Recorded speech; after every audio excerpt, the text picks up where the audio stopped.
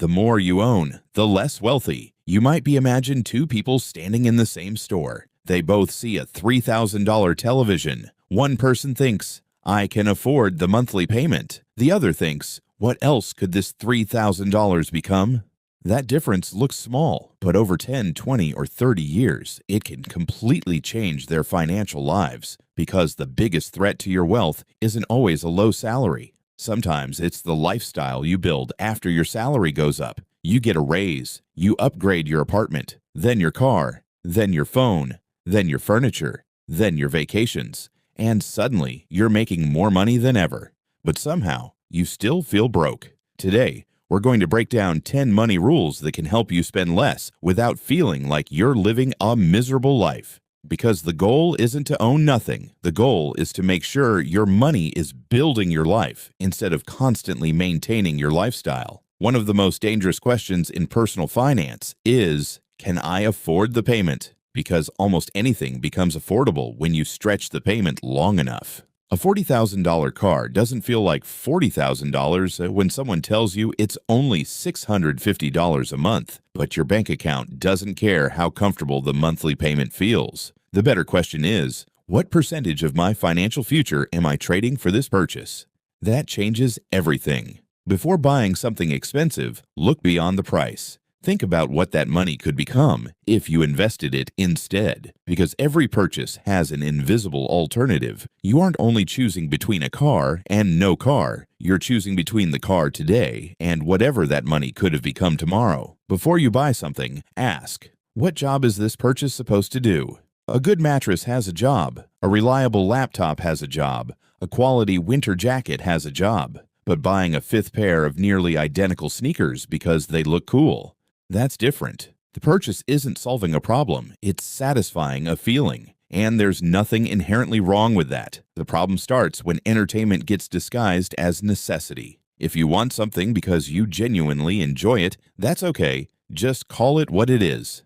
Entertainment. Once you become honest about why you're spending, controlling your money becomes much easier. Here's one of the quietest ways people become financially trapped. Their income increases, and their expenses immediately follow. You get a raise of $10,000. Instead of investing most of it, you move into a nicer apartment. Then you need nicer furniture. Then you start eating at more expensive restaurants. Then your old car suddenly feels embarrassing. Your income went up, but your financial freedom didn't. This is called lifestyle inflation. And it's incredibly dangerous because it doesn't feel like you're wasting money. It feels like you're finally enjoying the money you've earned. So try something different. Whenever your income increases, don't immediately increase your lifestyle. Give the raise a job before you spend it. Maybe half goes toward investing. Maybe some goes toward debt. And maybe you use the rest to improve your lifestyle. You still enjoy the raise, but your future gets a raise too.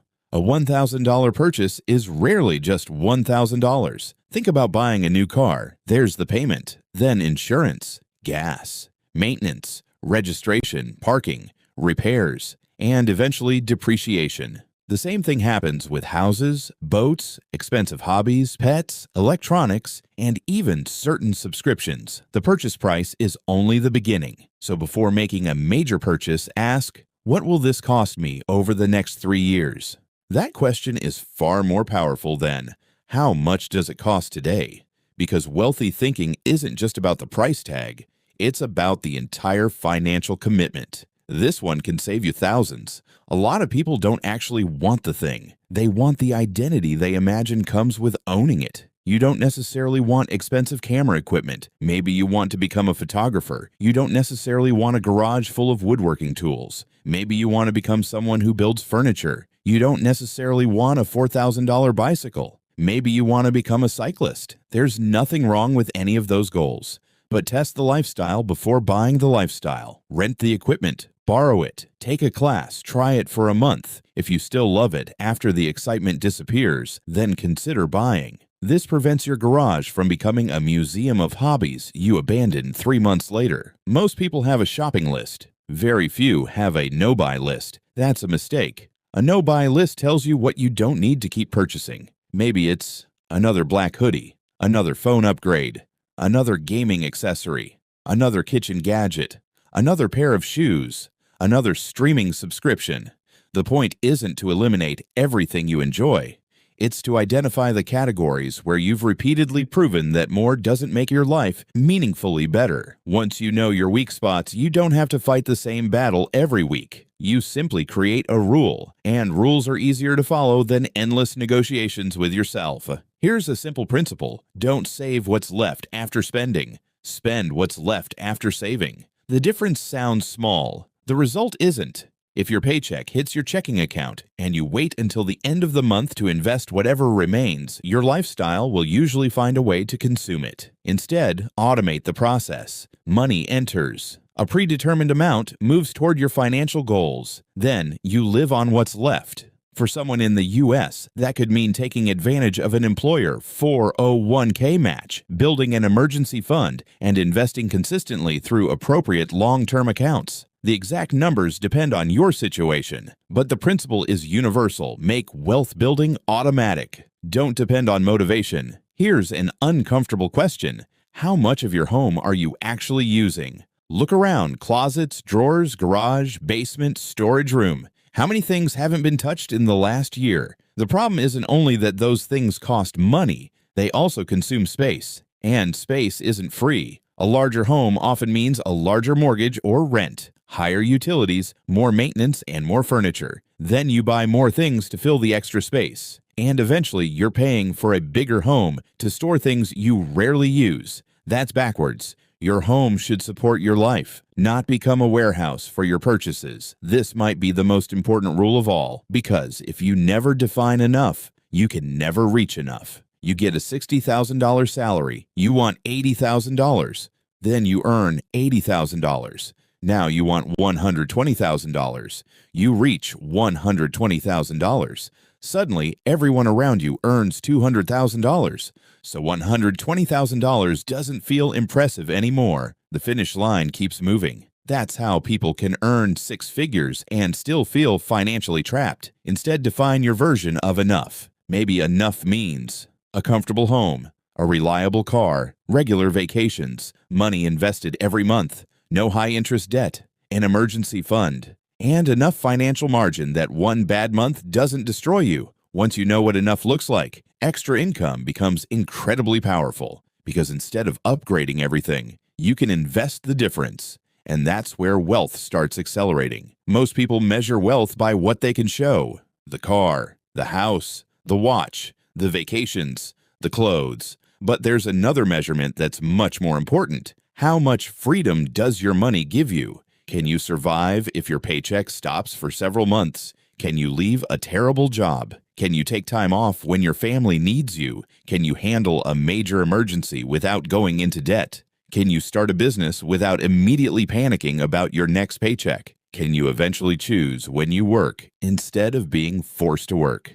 That's wealth. A person with $100,000 of expensive possessions and no cash reserves may look wealthy. But someone with a modest lifestyle, investments, and low expenses may have far more freedom, because financial wealth isn't just about what you own. It's about what you don't have to do. So how do you actually start? Don't try to transform your entire life overnight. For the next 30 days, do 4 things. Week 1. Don't buy anything non-essential, not forever, just 7 days. Pay attention to what you suddenly realize you don't actually need. Week 2. Walk through your home. Find 10 things you haven't used in the last year. Sell them, donate them, or get rid of them. Week 3. Look at your recurring expenses. Subscriptions, memberships, apps, services, anything charging you automatically. Cancel what you're no longer using. Week 4. Automate one financial habit. Maybe it's investing. Maybe it's building an emergency fund. Maybe it's paying extra toward debt. The amount doesn't have to be enormous. The important thing is creating a system you can repeat, because financial freedom isn't usually created by one giant decision. It's created by hundreds of small decisions that point in the same direction. You don't need to hate shopping. You don't need to live in an empty apartment. You don't need to stop enjoying your money. And you definitely don't need to become obsessed with being cheap. The goal is different. Spend aggressively on what genuinely improves your life, and become extremely careful with everything else. Because every dollar has two possible destinations. It can become something you own, or it can become something that gives you options later. A new gadget might make you happy today, but an investment can give you choices years from now. A bigger house might impress people, but lower expenses can give you freedom. A newer car might feel exciting, but financial independence can change your entire life. So the next time you're about to buy something, don't just ask, "Can I afford this?" Ask, "Is this worth trading my future money and freedom for?" That one question can change the way you spend. And eventually, it can change the life you're able to afford. This is Money IQ.